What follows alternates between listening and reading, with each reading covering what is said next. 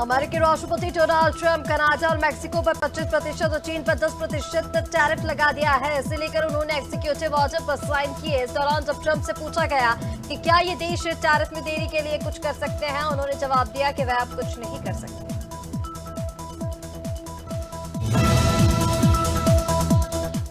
अमेरिकी संसद कांग्रेस ने अपने ऑफिस में चीन के आर्टिफिशियल इंटेलिजेंस चैटबॉट डीपसीक इस्तेमाल पर बैन लगा दिया है। एक रिपोर्ट के मुताबिक इसे लेकर यूएस कांग्रेस ने एक नोटिस जारी कर कहा कि सिस्टम में खतरनाक सॉफ्टवेयर अपलोड करने के लिए कई चैटबॉट का इस्तेमाल किया जा रहा है। इसमें डीपसीक से जुड़ी जोखिमों के बारे में भी बताया गया है। एमपी हाईकोर्ट ने आरोपी अब्दुल रहमान की याचिका को निरस्त कर दिया। बता दें कि अब्दुल रहमान केरल के निवासी था। उसके खिलाफ आरोप था कि उसने डिजिटल अरेस्ट के जरिए लोगों से रकम वसूली और उसे अन्य देशों में बेचकर बिटकॉइन में कन्वर्ट किया। अदालत ने माना कि डिजिटल अरेस्ट करना और इससे हासिल की गई रकम को विदेश भेजना एक गंभीर अपराध है। भोपाल एमपी शूटिंग अकादमी में जूनियर खिलाड़ी की आत्महत्या के मामले में जबलपुर हाईकोर्ट ने सीनियर खिलाड़ी दिव्यांश ठाकुर को अग्रिम जमानत दी। अदालत ने कहा कि वह एक खिलाड़ी है, जेल जाने से उसका भविष्य प्रभावित हो सकता है। प्रथम दृष्टया आत्महत्या के लिए उकसाने का स्पष्ट प्रमाण नहीं मिला।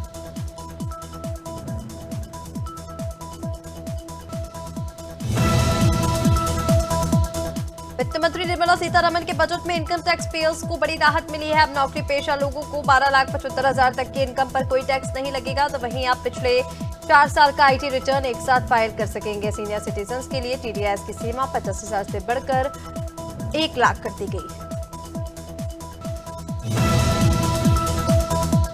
अल्मोड़ा में 38वें राष्ट्रीय खेलों के तहत योगासन प्रतियोगिता का शुभारंभ कैबिनेट मंत्री रेखा आर्य ने किया। यह प्रतियोगिता 31 जनवरी से 4 फरवरी तक चलेगी, जिसमें 22 राज्यों के 171 खिलाड़ी हिस्सा ले रहे हैं। वहीं प्रतियोगिता 5 श्रेणियों में आयोजित की जाएगी, जिसमें ट्रेडिशनल योगासन, आर्टिस्टिक योगासन सिंगल और आर्टिस्टिक ग्रुप शामिल है।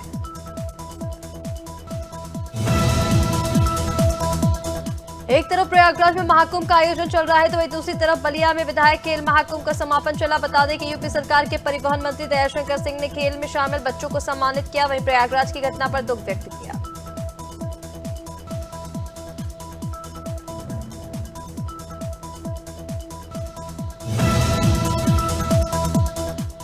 उत्तराखंड का फाटो जोन अब वाइल्ड लाइफ टूरिज्म का प्रमुख केंद्र बन गया है। बाघों की बढ़ती संख्या, नए जल स्रोतों के कारण वन्यजीवों की गतिविधियां इस क्षेत्र में बढ़ गई हैं, जिससे ये जोन पर्यटकों के बीच और भी लोकप्रिय हो चुका है। यहां स्थित उत्तराखंड का पहला ट्री हाउस पर्यटकों को जंगल के बीच एक अनूठा अनुभव प्रदान करता है।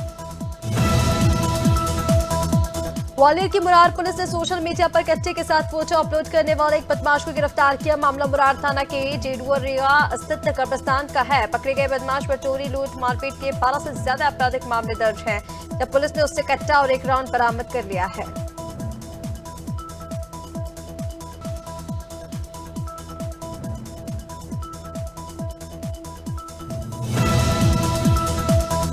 अंबिकापुर में जिला पंचायत चुनाव को लेकर राजनीतिक हलचल तेज हो गई है। बीजेपी प्रत्याशी के नामों की घोषणा के बाद अब बीजेपी में विरोध के सुर गूंजने लगे हैं। बीजेपी ने जिला पंचायत क्षेत्र क्रमांक 2 के लिए युवा आयोग अध्यक्ष विश्वविजय सिंह तोमर की पत्नी पायल सिंह को प्रत्याशी बनाया है। टिकट नहीं मिलने पर अनिल निराला और राव ने निर्दलीय नामांकन फॉर्म जमा कर दिया।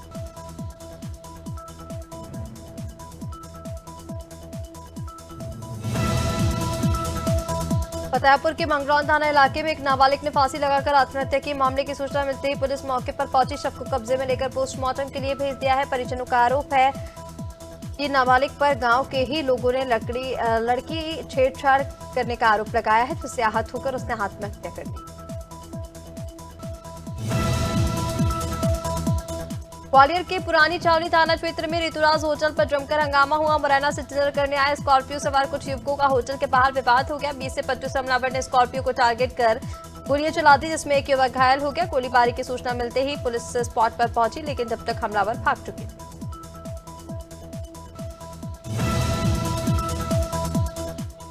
हरदोई में युवकों के बीच हुए विवाद में फायरिंग हुई, जिसमें एक युवक घायल हो गया। घटना कोतवाली शहर की है। दरअसल कुछ युवकों के बीच इसी बात को लेकर विवाद हुआ। इस दौरान एक युवक ने दूसरे युवक पर तमंचे से फायरिंग कर दी। फिलहाल पुलिस ने एक आरोपी को हिरासत में लेकर पूछताछ शुरू कर दी है।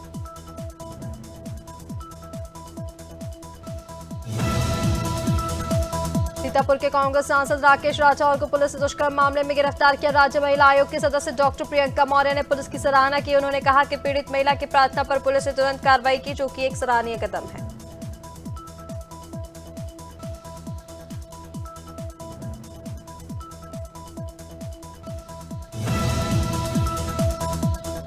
ग्वालियर के पुरानी छावनी थाना क्षेत्र में एक नाबालिग के साथ दुष्कर्म की घटना हुई। उसके मोहल्ले में ही रहने वाले एक युवक ने इस घटना को अंजाम दिया। घटना के बाद पीड़ित छात्रा ने अपने परिजनों को इसकी जानकारी दी, जिसके बाद पीड़ित के परिजनों ने थाने में आरोपी युवक के खिलाफ केस दर्ज कराया। पुलिस ने आरोपी को गिरफ्तार कर लिया है।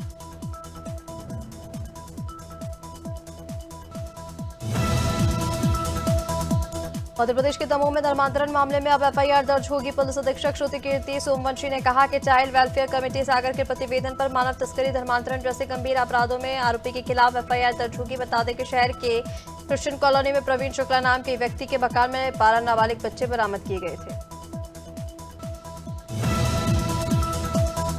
लखनऊ के गुडम्बा थाना क्षेत्र में 28 नवंबर को कार एजेंसी कर्मी श्रीराम रावत के घर में डकैती डालने वाले 2 बदमाशों से पुलिस की मुठभेड़ हुई। जवाबी कार्रवाई में एक बदमाश सैफ के पैर में गोली लग गई, जबकि दूसरा साथी अली मंदेरे का फायदा उठाकर भाग निकला। पुलिस को इनसे घटना में इस्तेमाल बाइक, तमंचा और अन्य सामान बरामद किए गए।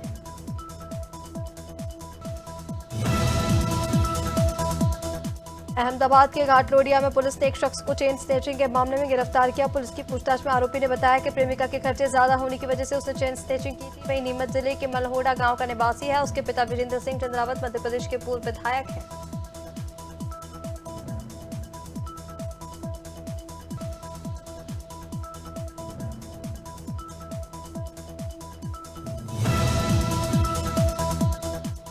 इंदौर क्राइम ब्रांच ने डिजिटल अरेस्ट के खिलाफ एक अनोखा कदम उठाया। क्राइम ब्रांच ने एक गाना लॉन्च किया है। इस गाने को डीसीपी राजेश त्रिपाठी ने गाया। ये गाना अब नगर निगम की कचरा गाड़ियों में भी सुनाई देगा, ताकि लोग इसे सुने और धोखाधड़ी से बचने के उपाय जानें।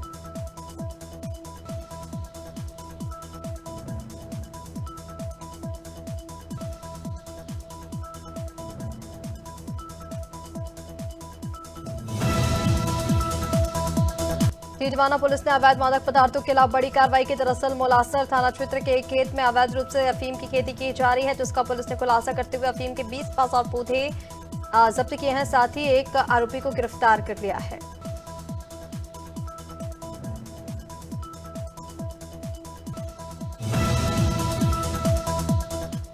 मुजफ्फरनगर में पुलिस और एक बदमाश के बीच मुठभेड़ हो गई। इस मुठभेड़ के दौरान गोली लगने से बदमाश घायल हुआ है। बता दें कि चेकिंग के दौरान मुजफ्फरनगर पुलिस और बदमाश की रातना रोड पर मुठभेड़ हुई है। बदमाश पर इससे पहले भी कई आपराधिक मामले दर्ज है। बदमाश के कब्जे से पुलिस ने नकदी और तमंचा कारतूस बरामद किया है।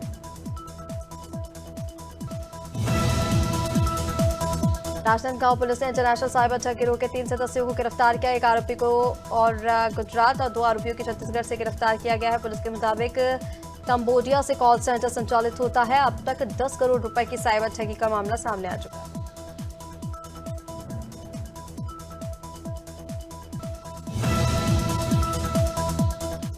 कांकेर की भानु प्रतापपुर में हैरान कर देने वाला मामला सामने आया, जहां हाईटेक डिवाइस से लैस एक गिद्ध के मिलने से हड़कंप मच गया। गिद्ध के पंख के ऊपर हाईटेक डिवाइस लगी है। फिलहाल स्पष्ट नहीं हुआ है कि डिवाइस कौन सा है।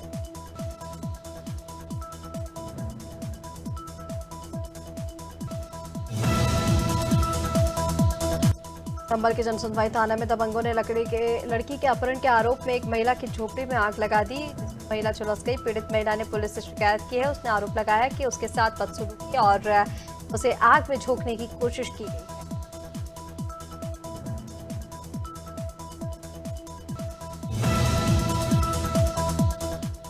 उत्तराखंड में सशक्त भू कानून के लिए लोग समय से मांग करते आ रहे हैं। बता दें कि सरकारी जमीनों पर धड़ल्ले से कब्जे हो रहे हैं और सरकारी मशीनरी उस पर कार्रवाई करने के बजाय मूक दर्शक बनी हुई है। ताजा मामला विकासनगर ब्लॉक के पास का है, जहां कई बीघा सरकारी जमीन पर भूमाफिया अवैध रूप से कब्जा कर रहे हैं, मगर एसडीएम मूक दर्शक बने हुए हैं।